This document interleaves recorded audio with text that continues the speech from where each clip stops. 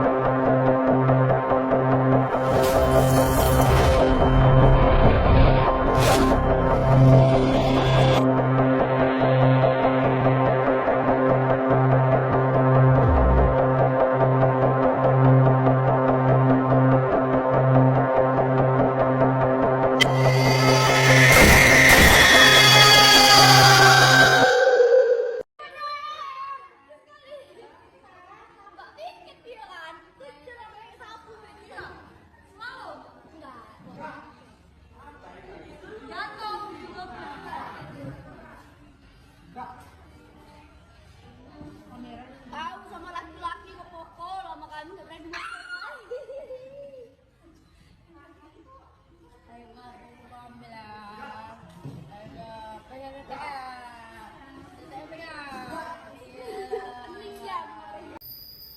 Assalamualaikum warahmatullahi wabarakatuh. Perkenalkan, nama saya Mira Rahmawati. Saya dari kelas 1B dengan nomor NIM 2025-15-116. Bullying di tingkat sekolah dasar adalah masalah serius yang dapat berdampak jangka panjang pada perkembangan emosional, sosial, dan akademik anak.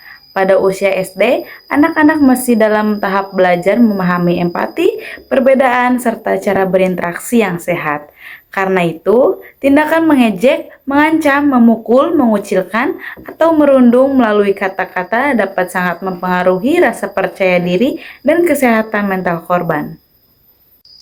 Menurut teori Colbert menjelaskan bahwa perkembangan moral anak SD umumnya berada pada tahapan prakonvensional dan mulai menuju tahap konvensional.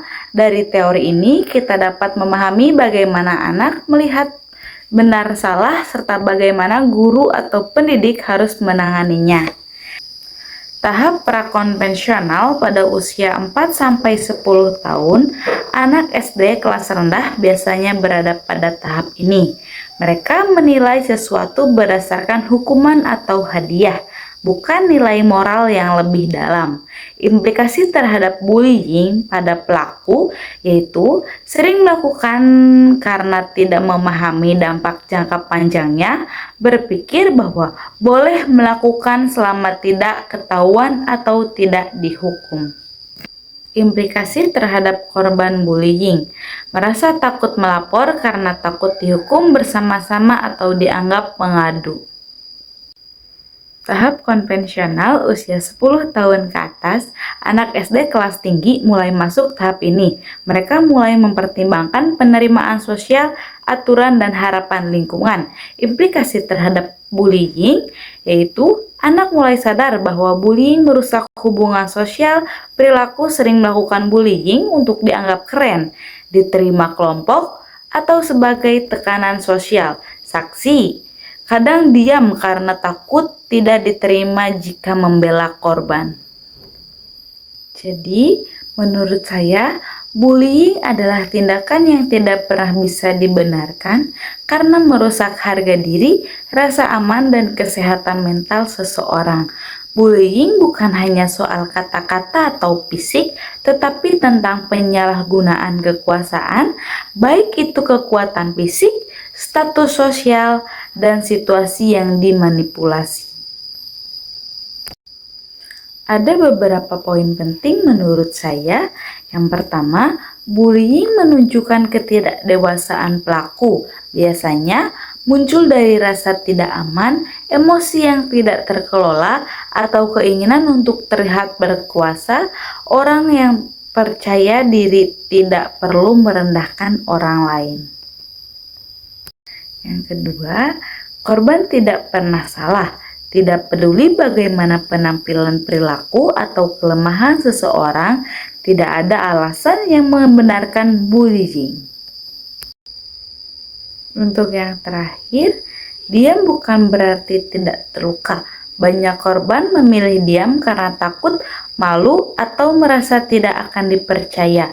Tapi, luka emosionalnya bisa sangat besar dan bertahan lama.